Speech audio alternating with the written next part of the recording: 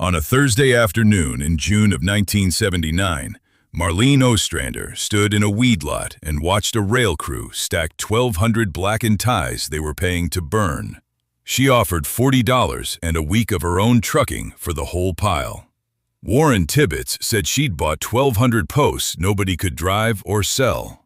The foreman's name was Delbert Rouse, and he had a burn order in his hand and a lighter in his pocket, and he looked at the woman in the faded olive-drab work shirt with her sleeves rolled to the elbow like she'd wandered in off the highway to ask for directions. He counted the 220s twice. Marlene Ostrander stood there with her hands still at her sides, dark honey-blonde hair tied back low with a plain elastic, waiting. "You know these are junk," he said. "Company's paying 11 cents a tie to get rid of them." "I'll need a receipt," she said. That was the whole negotiation. He tore a sheet off a clipboard, wrote $40, 1,200 ties, sold as is, and signed it against the fender of his truck, and she folded it once and slid it into the back pocket of the shirt next to the cheap red spiral notebook that lived there. The creosote came off that pile in the June heat like something with an opinion, sharp and tarry and sweet at the back of it. The smell of a thing that had been soaked in poison for 50 years so that fungus and termites and standing water couldn't get a foothold in it. Delbert Rouse thought he'd made $40 off a woman who didn't know any better. But this story doesn't start with the ties. It starts with a windbreak that held in 1966. Marlene was 16 that spring when a storm came up the corridor southwest of Chickasha and took the roof off the Hoyle place and threw a stock tank 200 yards into a milo field. The Ostrander barn lost a wall, but the double row of Osage orange her grandfather had planted in 1931 stood up to it and kept standing, twisted and half dead and unlovely. And behind that hedge, the calving shed didn't lose a single sheet of tin. Her father walked her out there the next morning. He didn't say anything clever about it. He crouched, put his hand flat on one of those gnarled trunks, and said the thing he'd say to her 100 times over the next 40 years. "Look at what it already survived." That's the sentence. Hold on to it. Marlene Ostrander was 29 years old in June of 1979. 320 acres of wheat and cattle ground, 11 miles southwest of Chickasha in Grady County, Oklahoma, deeded to her father, Emmett Ostrander, and worked by the two of them with hired help at harvest. The financial position, plainly, because it matters. The ground was paid for. There was $4,100 in the operating account, a 1968 3/4-ton pickup with 190,000 miles on it, 61 head of mother cows, and an equipment note of $900 outstanding on a used grain drill. They were not poor, and they were not comfortable. They were the exact kind of solvent where one bad thing costs you 2 good years. And Grady County produced bad things on a schedule. That stretch of Oklahoma sits in the corridor, the wide-open run of ground where warm Gulf air comes north and slams into dry air off the high plains, and the sky organizes itself into something with a rotation. The Ostranders had lost 2 barns to it, one in 1958, one in 1971. And they did not have a cellar, never had. The house sat on a slab poured in 1949, and when the sirens went off in Chickasha, 11 miles away, which they could not hear anyway, Emmett Ostrander and his daughter went into a hallway closet and sat on the floor with a mattress pulled over them like everybody else in the county. They had priced a proper one. Poured concrete storm cellar, dug and set, $2,200 in 1979 money. That's the number. Set it beside $4,100 in the operating account, and you understand why the answer was always next year. Emmett was 61, stocky, thick through the chest, stooped a little now, iron gray hair combed flat to one side and thinning at the crown. Gold-rimmed reading glasses worn low on a broad nose that had gone weathered and ruddy. He carried a worn brass folding rule in his shirt pocket, the way another man carries a pen, and he used it constantly, on gateposts, on calf hips, on the depth of a rut in the driveway, unfolding it in sections with his thumb and reading the number before he said anything at all. He was slow. He was cautious. He had come through 1957 and 1968 without borrowing a dime he couldn't cover, and he was not a man who got excited. He also had no idea what his daughter had been doing for 4 years. Since 1975, Marlene had been working her way through timber load tables out of an engineering manual borrowed on interlibrary loan from a technical college in Stillwater, renewed so many times the librarian stopped writing her name on the card. Allowable fiber stress in bending, modulus of elasticity, how a beam in horizontal shear fails and how it doesn't, and why a short, deep member laid flat carries load in a completely different way than the same stick stood on edge. Nobody in the family knew. It lived in the red notebook, and it stayed there. Now, the honest reason those 1,200 ties were free. Not charity, not luck. Under a federal rule, creosote-treated ties pulled from a main line can't be resold for residential construction or anything touching food or livestock feed. And the salvage market for used ties in 1979 was dead flat because the fence post trade wanted round posts you could drive with a tractor-mounted pounder. These were 8 feet 6 inches long, 7 by 9 in section, and every one of them weighed somewhere between 160 and 200 pounds. You cannot drive that.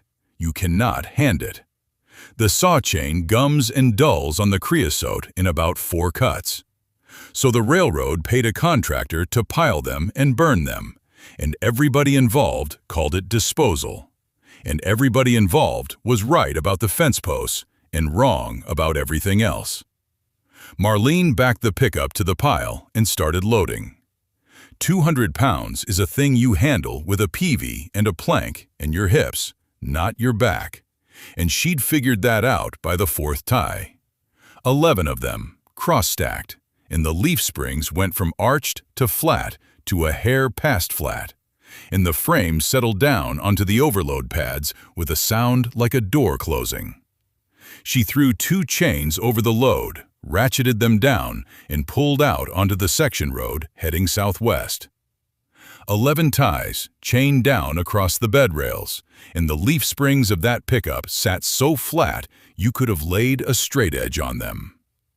Marlene Ostrander drove the section road at 18 miles an hour with the windows down because the creosote smell would have peeled paint. And she didn't hurry, because hurrying is how a man loses a load and a wheel bearing on the same afternoon. 2 miles of red dirt. Cattle guard. The mailbox with the dented flag. But this story doesn't start with a pickup riding low on a county road.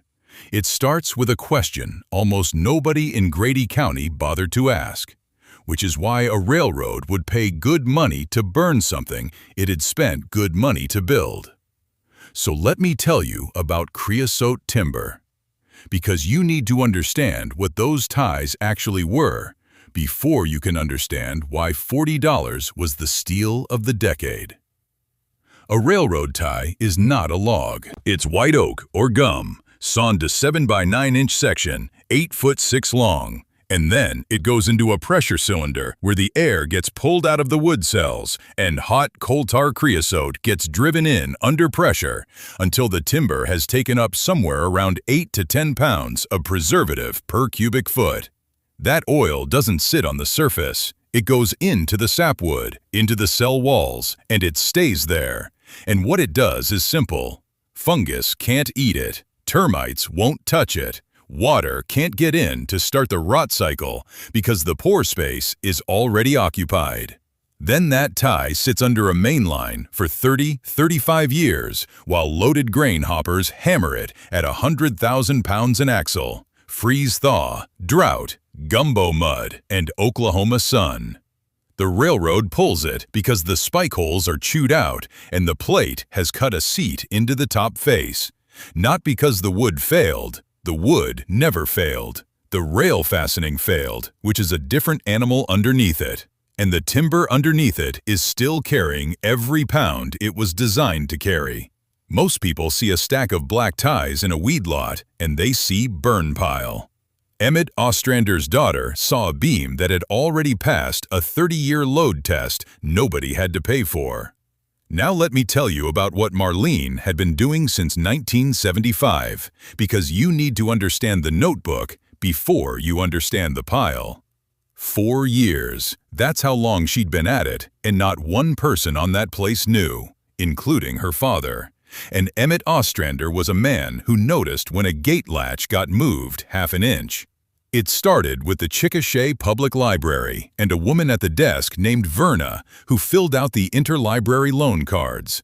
Marlene requested a structural timber design manual out of the State University Library, kept it the full 6 weeks, renewed it once, and copied the load tables by hand onto ruled paper because a photocopy was 10 cents a page, and she wasn't spending $11 on something she could write.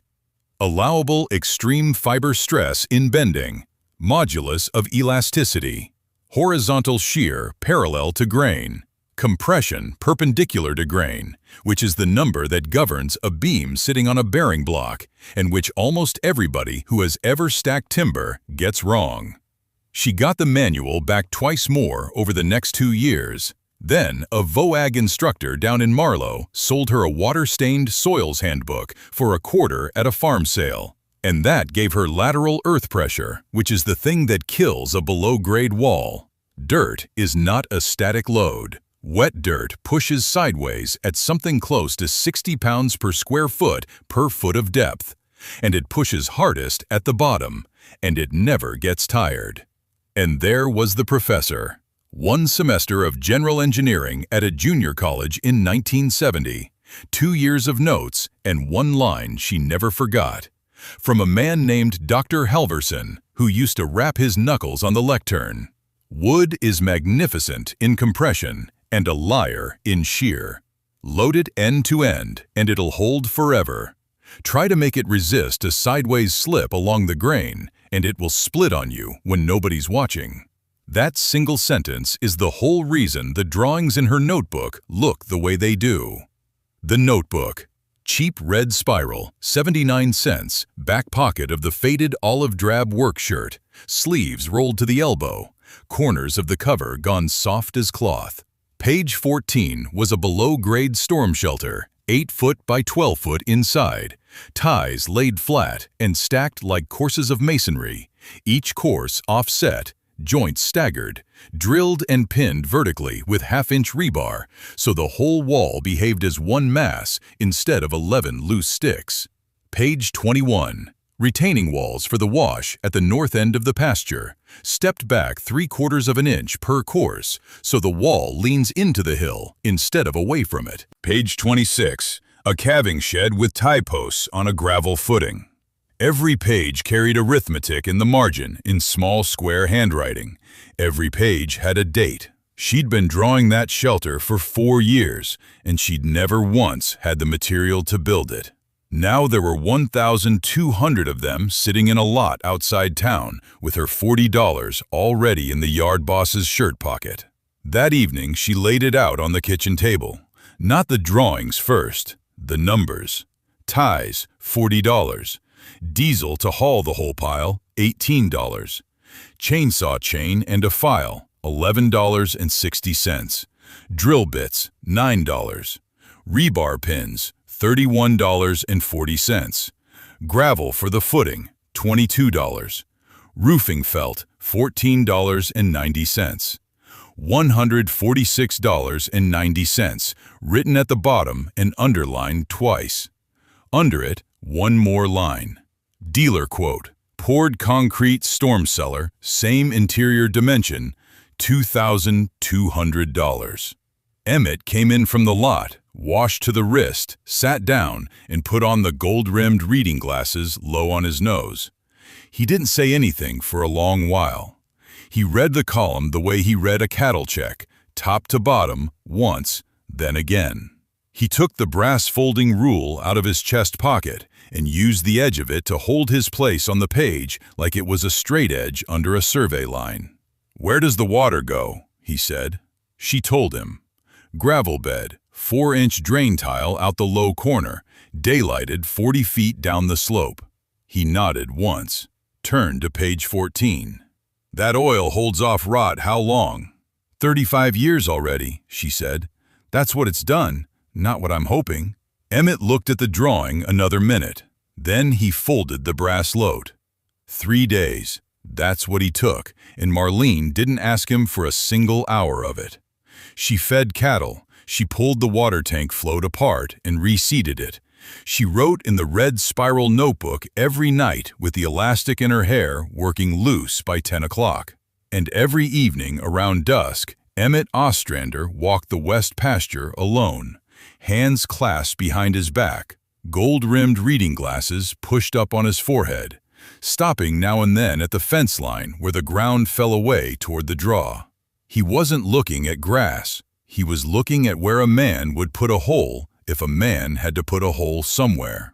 On the third night, he came in, hung his hat, and stood in the kitchen doorway. "You can use the ground east of the equipment shed," he said. "Nothing comes out of the operating account, and if you cut into that pile wrong and drop one of those on your foot, that's a bone, not a bruise." One sentence, one condition, one warning. That's how permission sounded in that house. Then he sat down and ate supper and never mentioned it again. The remaining 1,189 ties came home over 9 days. Marlene hauled them 11 at a time because 11 was what the springs would take without the frame kissing the axle, and she'd learned that the hard way on the first load. Leave at 5:40 in the morning, 22 miles round trip. Chain, bind, drive, unbind, stack, go back. Creosote heat coming off the pile by 9 o'clock, so thick it sat on the back of her throat. Her forearms went black to the elbow and stayed that way, and the olive drab work shirt never came clean again, and she didn't much care. By the fourth day, the yard stack stood chest high and 40 feet long, laid in crossed courses so air could move through it. 7 by 9-inch faces stacked square, 8 feet 6 inches every one of them. It looked like something that belonged to a railroad. It looked, from the section road, like a woman had lost her mind in an orderly fashion. That's when the driving started. Neighbors have a particular speed for this.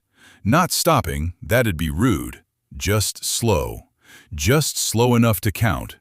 Delbert Hoyt came by twice in one afternoon in his flatbed, and on the second pass, he was going about 11 miles an hour with his window down, and Marlene, standing on the stack with a chain hook in her hand, lifted 2 fingers off the hook, and he lifted 2 fingers off the wheel, and that was the entire conversation. By the 7th day, the phrase had made it into the feed store in Chickasha, and it had a shape to it. The Tie Lady. Said with a grin. Said the way you'd say it about somebody who collected hubcaps. Word travels on flat ground the way water does.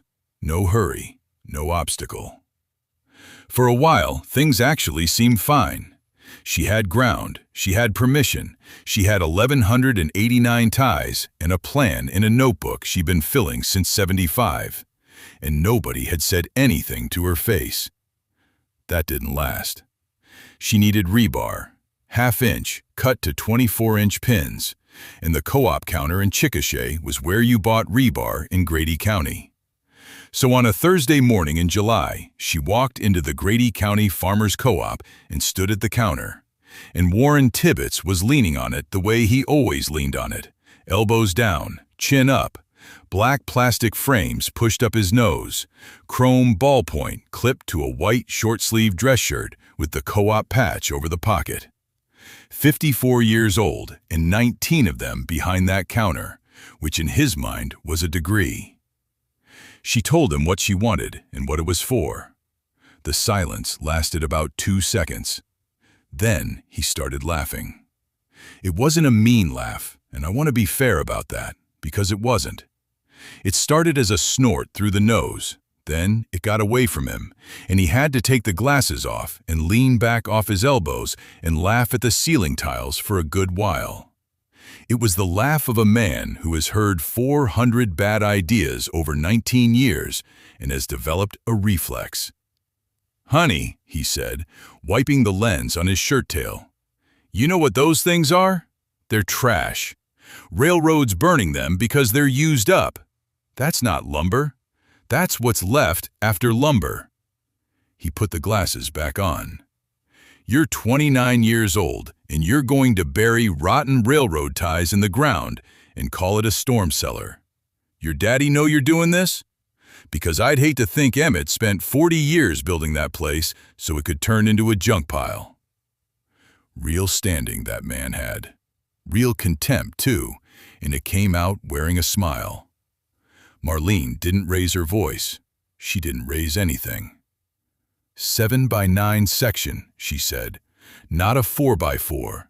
Laid flat, that's 63 square inches of bearing per tie, and white oak and gum in compression, perpendicular to grain, runs around 800 pounds per square inch on the safe side. Creosote's not damage, it's retention. 12 pounds per cubic foot pressure treated, which is why the railroad got 30 years out of them under 40-ton cars, and why the ones they pulled failed at the spike holes and not in the body of the tie. I'm pinning every second course with half-inch rebar on 24-inch centers, staggered, and backfilling in 6-inch lifts with the gravel graded off. The load path runs down the wall face, not through the pins. The pins only stop it walking. Tibbets had stopped smiling somewhere around the 800 pounds per square inch. 220 feet of half-inch, she said, cut in 24-inch lengths. He rang it up slow. She counted the bills out flat on the counter and put her hand on the register drawer edge and said one more thing. "I'll need a receipt." He tore it off and slid it across, and as she turned, he found his footing again, because men like that always find it right at the door. 4 years, he said. "You'll be pulling those out in 4 years, and you'll pay somebody to haul them off, and it'll cost you more than the $40 you paid for the pile." He wiped the glasses one more time. Marlene folded the receipt into the red spiral notebook, put the notebook in her back pocket, and walked out into the heat without answering him. 4 years. That was the number he handed her, and she wrote it in the red spiral notebook on the drive home. Not because she was angry, but because a number is a thing you can test. First light the next morning, the equipment shed doors opened to the east, and Marlene Ostrander sat on an upturned bucket with a chainsaw file in her hand, running it through the cutters at 30 degrees, one direction, 10 strokes a tooth. Sleeves rolled to the elbow, dark honey blonde hair tied back low, the pale gray-blue eyes doing what they always did, which was measuring. Before the first tie moved, the whole operation existed on one page in that notebook, and the arithmetic on it was ugly and honest. The ties, $40, 1,200 of them, paid in cash to a man who was glad to be rid of them. Diesel for the hauling and the loader, $18.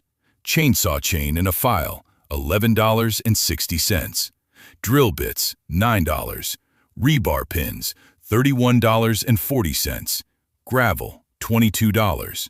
Roofing felt, $14.90. Total, $146.90. The dealer quote for a poured concrete storm cellar of the same interior dimension that summer in Grady County was $2,200. She didn't say that number out loud to anybody. She just underlined it twice. The excavation came first, and it came on borrowed iron. A neighbor named Deverell loaned her a loader for 2 days, on the understanding she'd fix his corral gate, which she did in 40 minutes with a cutting torch.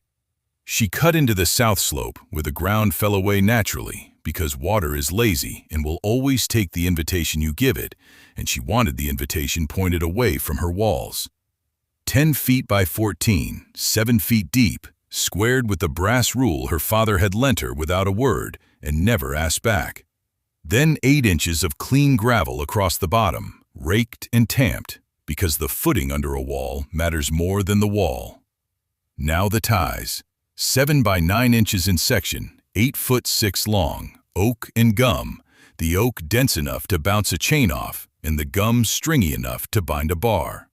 She laid them flat, 7-inch face down, 9-inch face bearing, in courses, and every course broke joint with the one under it by at least 3 feet, the way a bricklayer stacks bond, because a stack of joints in a line is a hinge waiting to be told about it. Through each tie, 2 holes drilled with a 1/2-inch bit, and through the holes, lengths of rebar driven down into the course below, so the wall tied itself together vertically instead of just sitting there in a pile, hoping. Here's what she understood that most of the county didn't. A retaining wall is not fighting dirt. Dirt is heavy, but dirt behaves. Dirt pushes sideways in a predictable wedge, more at the bottom than the top, and you can carry that load down through staggered timber into a gravel footing and out into the ground without breaking a sweat. And the numbers for it had been sitting in a timber load table since long before she was born. Water is the enemy. Water gets behind a wall and doesn't push like dirt.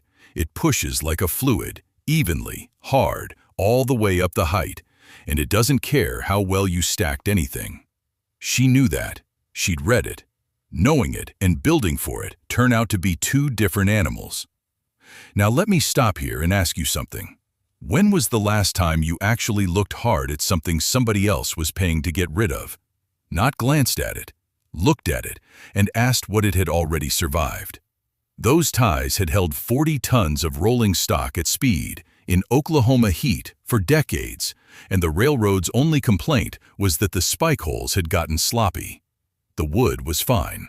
The wood was better than fine. Cutting it was the miserable part. Creosote dulls a chain like nothing else, not because it's hard, but because the oil carries grit that the timber drank in over 50 years, and every foot of cut loaded the cutters with black tar that smoked off the bar. She resharpened after every 4 ties, 10 strokes a tooth, 30 degrees. She wore leather gloves and a paper mask and long sleeves in 94-degree heat, and she always positioned herself upwind, because creosote smoke will blister the inside of your nose and sit in your throat for 2 days. By the 10th of July, she had the pit walls up to 5 courses, 35 inches, dead plumb on the rule, and she stood in the bottom of that hole in the evening and felt something she wasn't in the habit of feeling, which was pleased. For about 2 weeks, things actually seemed fine. The walls held. The gravel drained. Emmett came down twice, stood at the lip with his hands clasped behind his back, gold-rimmed glasses low, and said nothing either time, which from him was practically applause. That didn't last. The rain came in on a Thursday night and stayed through Saturday, 4.5 inches in 36 hours, the kind of slow, soaking rain that doesn't run off but goes down. The clay behind her east wall took that water and held it, and every hour the pore pressure in that saturated backfill climbed, and there was nowhere for it to go, because she had put in a footing drain and no relief through the wall itself. No weep gaps, no gravel chimney behind the face. She'd built the thing to shed water off the top and drain water from the bottom, and never once given it a path out through the middle. Sunday morning, sun out, steam coming off the section road. She walked down to the pit with the brass rule in her hand. The east wall wasn't plumb anymore. She held the rule against the 4th course, and the top of the wall stood proud of the base by 2 full inches. A slow, smooth bow through the center, like a bookshelf under too many books. No crack, no split, nothing broken. That was the worst part, honestly, because nothing had failed. Everything had simply done exactly what physics told it to do while she wasn't paying attention. She climbed down into the mud and put her hand flat on the timber and felt how cold and heavy it was. Then she walked back up, took the red notebook out of her back pocket, and wrote 1 line across the top of a clean page. And she stopped the build. Cold. 11 at night, and the yard light didn't reach the pit.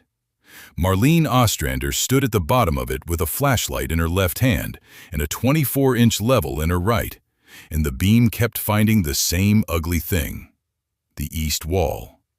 12 courses of creosoted oak, stacked and pinned, and somewhere around the 5th course, the whole line had walked out toward her, slow and patient, 2 inches of bow that hadn't been there in June.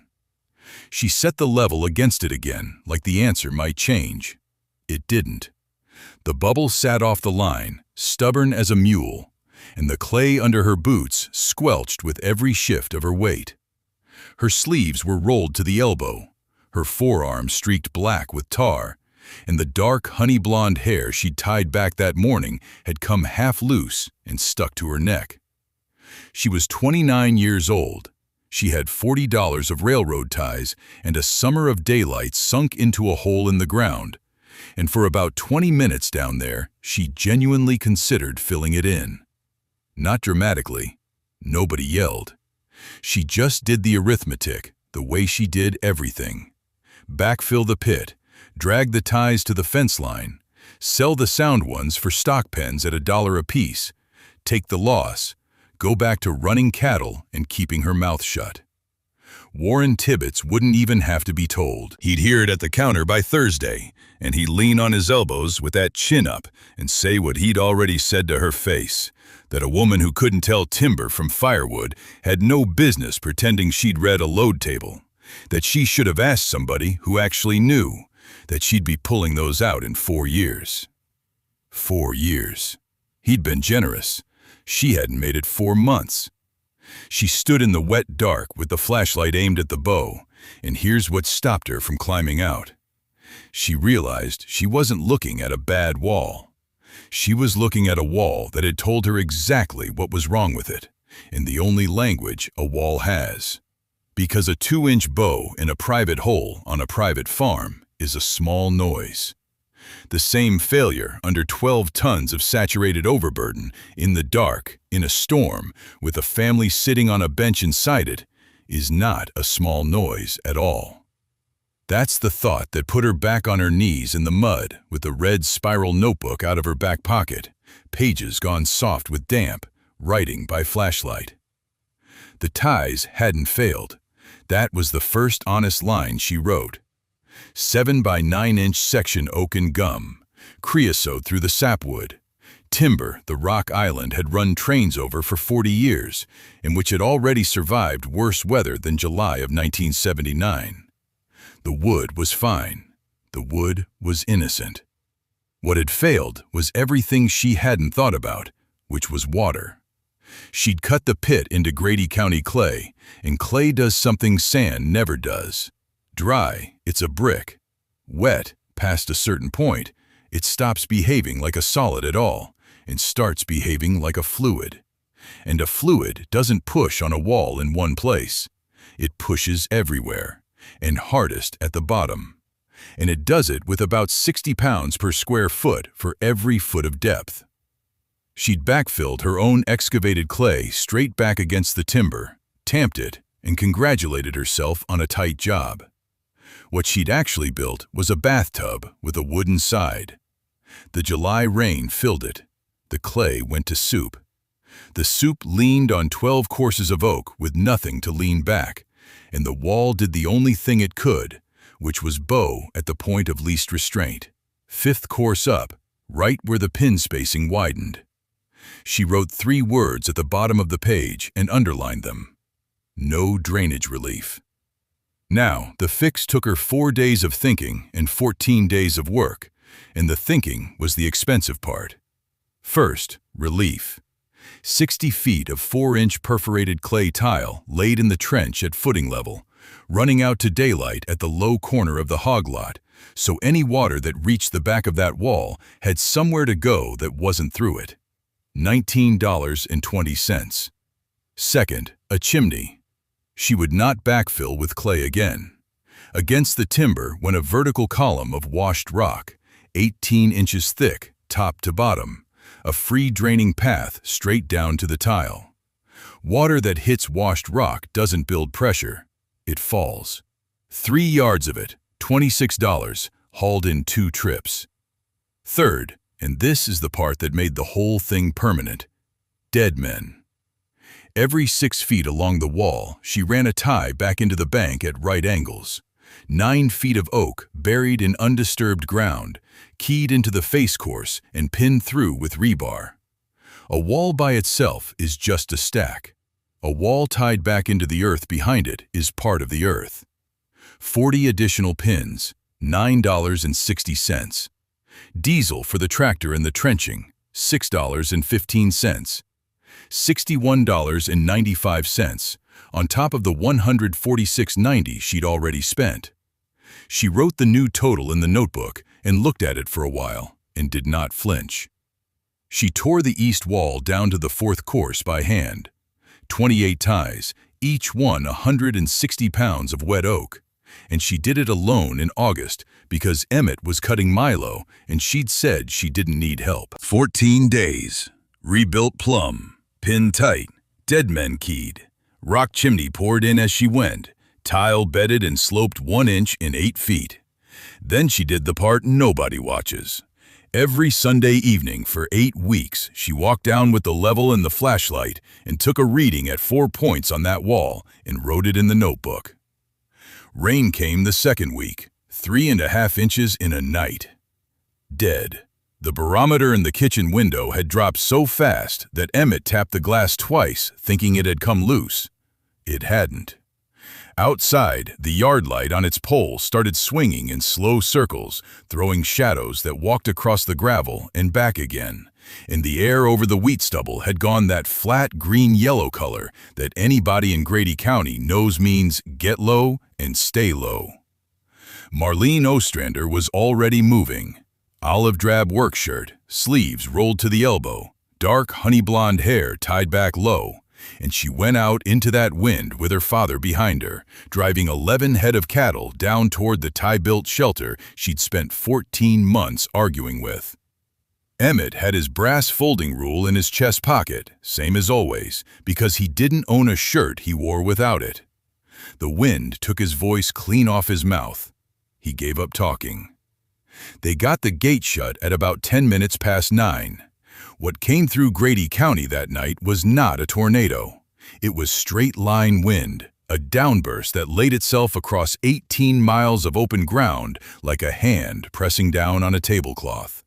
And at the Chickasha Airport, the instrument stack recorded a peak gust of 106 miles an hour before the anemometer housing tore loose from its mount and went somewhere nobody ever found. 106. That's hurricane force in a county that doesn't have an ocean to blame. Inside, under 7 by 9 inch oak and gum ties, stacked and pinned and buried in gravel, Marlene sat with her back against the east wall with a flashlight in her lap, and the wall did not move. Not a shudder. Not that low groan a pole barn makes when the purlins start working against the nails. There was noise, plenty of it, a freight train roar and something metal skidding across the yard for a long time, but the noise was all outside. The mast she was leaning on weighed something north of 130 tons, and the wind had no idea what to do with it. Wind pressure at 106 miles an hour runs about 30 pounds per square foot. On that east wall, that's roughly 9,000 pounds of push. Against a wall that weighs 41,000 and is pinned to the earth with 3/4-inch rebar driven 30 inches into Grady County clay. The wind lost. It was never close. Daylight came up gray and wet, and the yard didn't look like the same place. Frank Delaney's pole barn, 3/4 of a mile northeast, was gone. Not damaged, gone. In the way a deck of cards is gone when you throw it. Sheets of galvanized steel wrapped around fence line a half-mile downwind, and the laminated posts snapped off 8 inches above the concrete piers where the fasteners had been doing all the work and finally quit. The rule place lost theirs too, along with a grain bin that ended up in a Milo field. Marlene walked her own structures with the red spiral notebook out of her back pocket and Emmett's rule in her hand, and she checked every pin. Every single one.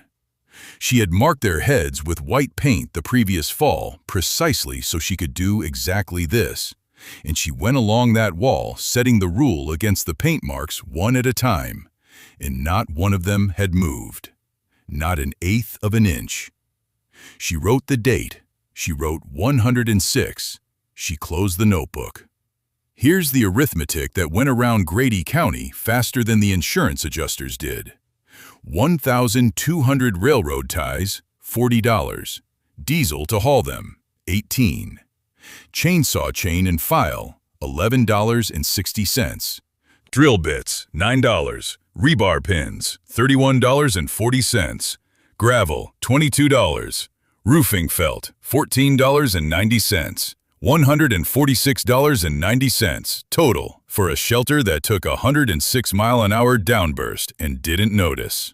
The poured concrete storm cellar the contractor out of Anadarko had quoted her in '79 came to $2,200. Word travels on flat ground the way water does, which is to say, slowly, in every direction at once, and it gets everywhere. By Thursday, Frank Delaney was standing in the Ostrander yard with his cap in his hand, looking at a wall he had laughed about at a cattle sale, asking what she'd charge to build him one. By Saturday, it was rule. The following week, it was a woman named Delphine Caraway who ran 90 head east of Verdun and didn't ask what it cost. She asked how soon. 3 neighbors. Nobody had ever asked Marlene Ostrander to build anything before. Emmett said his piece on a Tuesday night at the kitchen table, gold-rimmed reading glasses low on his nose, the ledger open in front of him.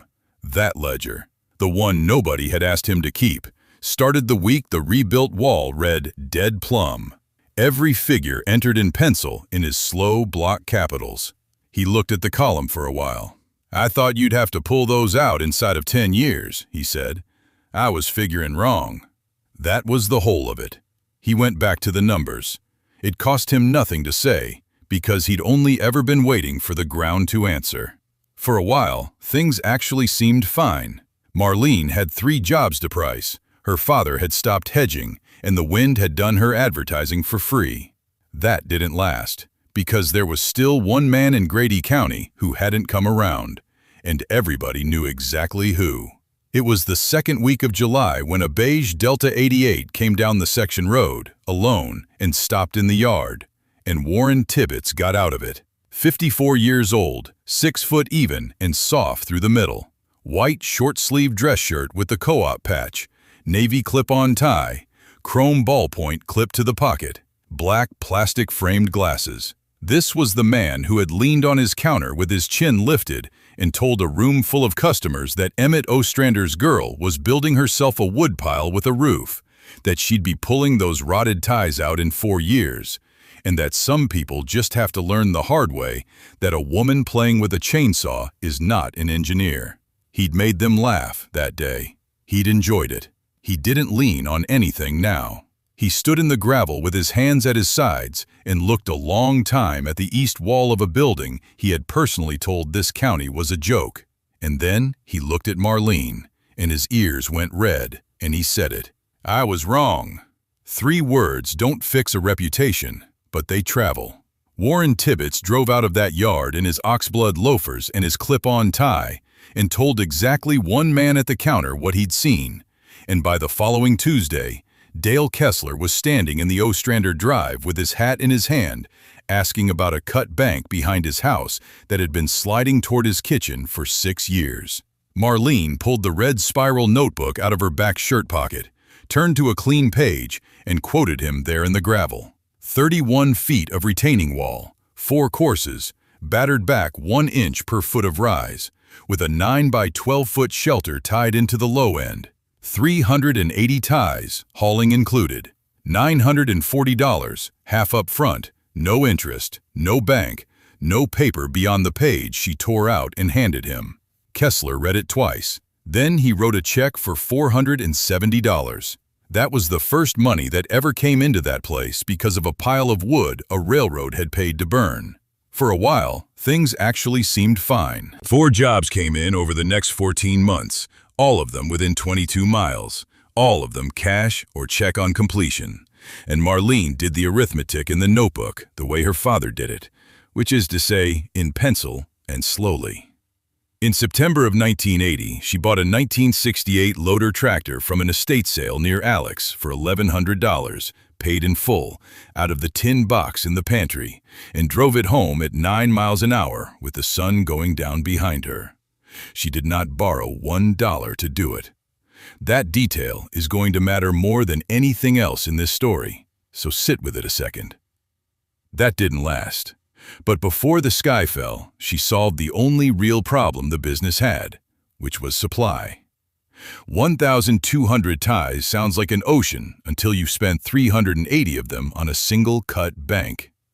So she started writing letters on lined paper to division offices, and in the spring of 1981, she got 2 answers. A line abandonment north of Anadarko had bridge timbers coming out. 12 by 14-inch section, 16 feet long, oak, 31 of them. And a yard cleanup at Marlow had switch ties, the long ones, 10 and 11 and 12 feet, 190 of them stacked and in the way. Both piles were slated for the burn stack. She paid $90 for the bridge timbers and $65 for the switch ties, and both railroads thanked her for hauling it off. Now let me tell you about how she built by then, because you need to understand the engineering before you can understand why the crash of 1982 went around her like water around a rock. The batter came first. Every wall she stacked leaned back into the hill 1 inch for every foot it rose, so the mass of the wall and the mass of the dirt behind it fought each other into a compression joint instead of a shoving match. A plumb wall is a lever the earth gets to push on. A battered wall is a wedge the earth has to lift. Then the cap plates.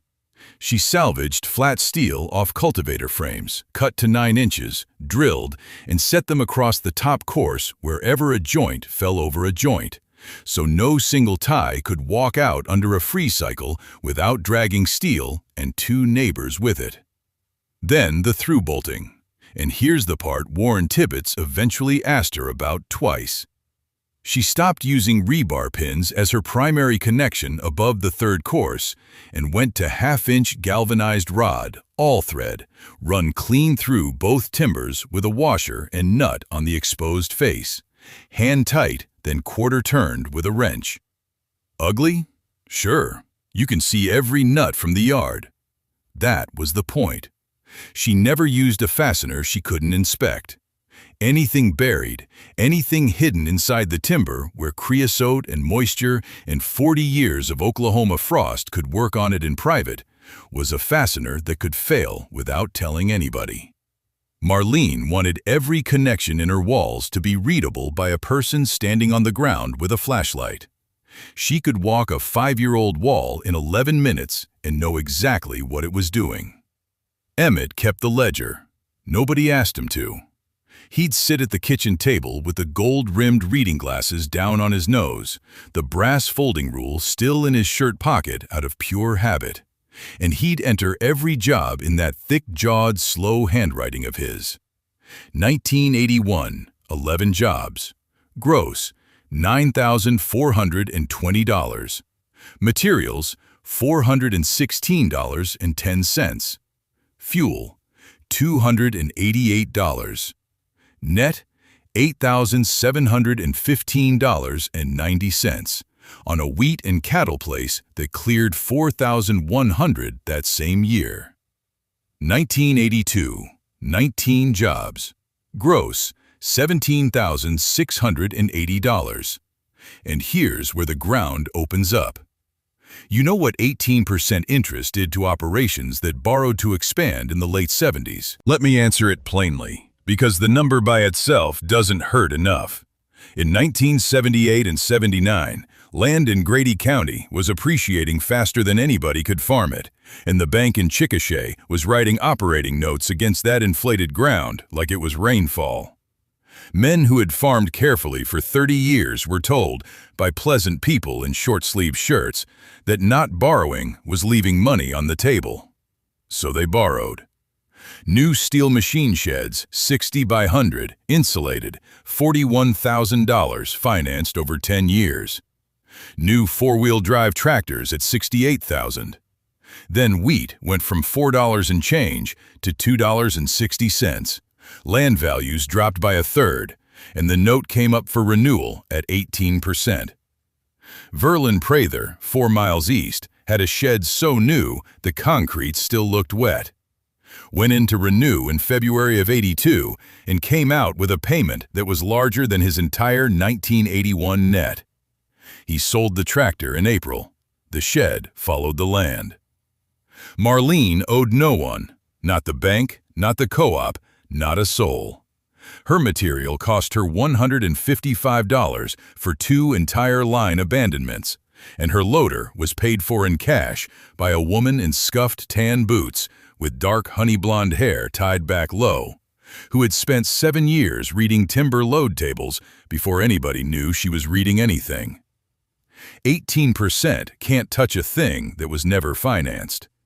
But it could touch everybody around her, and by the fall of '82, it was starting to.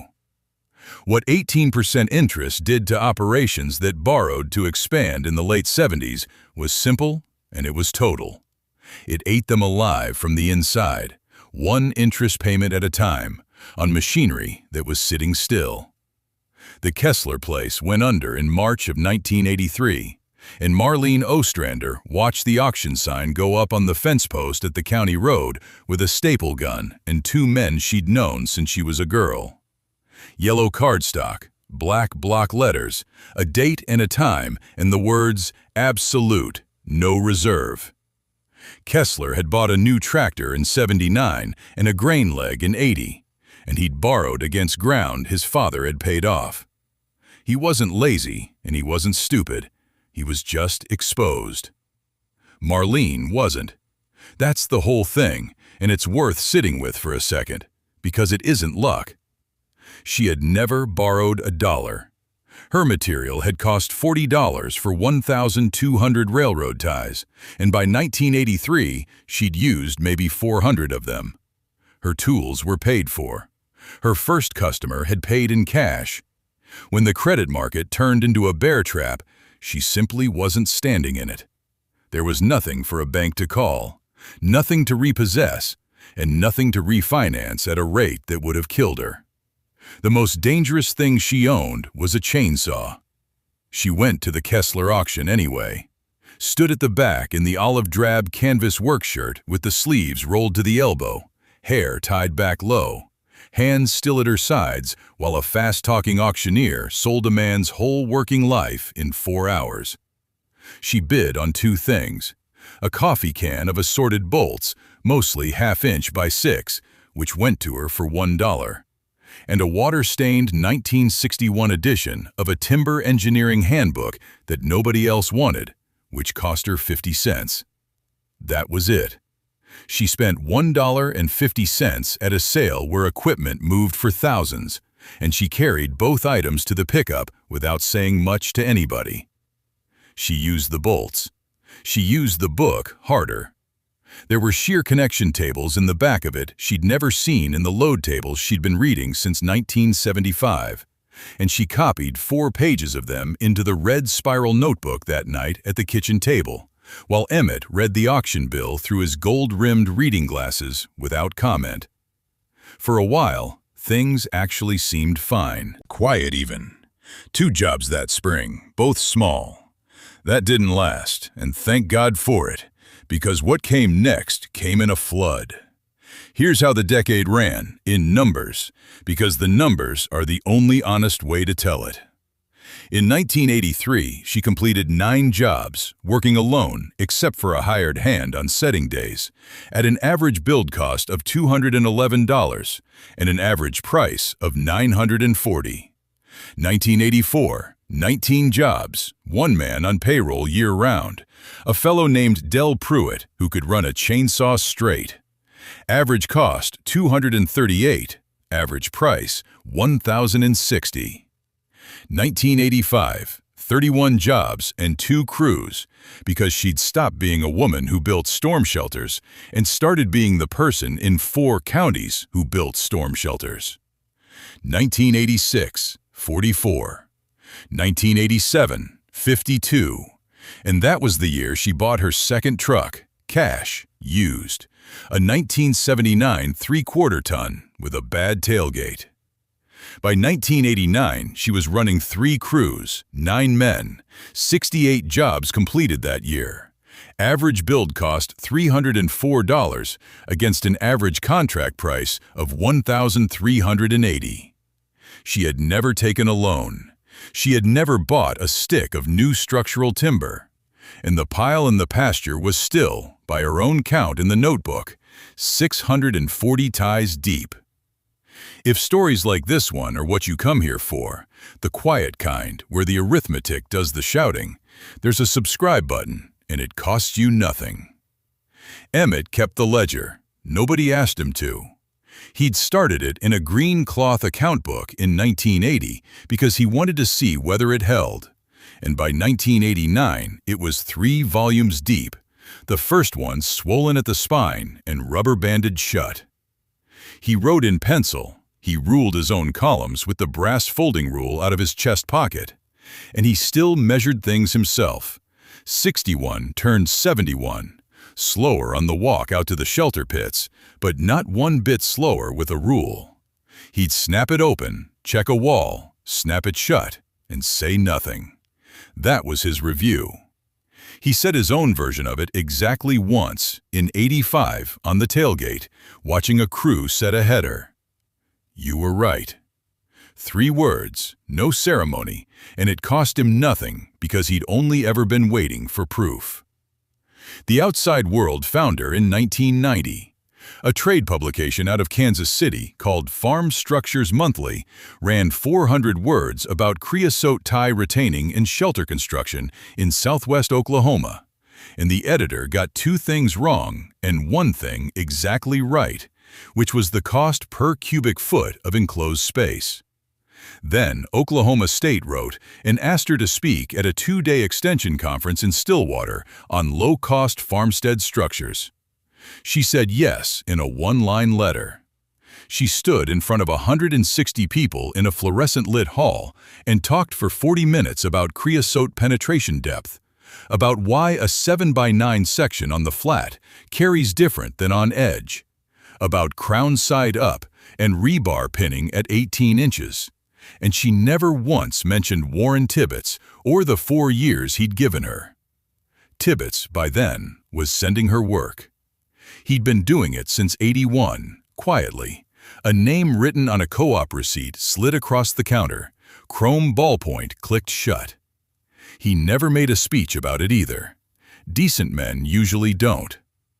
She came home from Stillwater on a Sunday and found her father out at the first shelter with the brass rule open against the east wall, checking a wall he'd checked 100 times.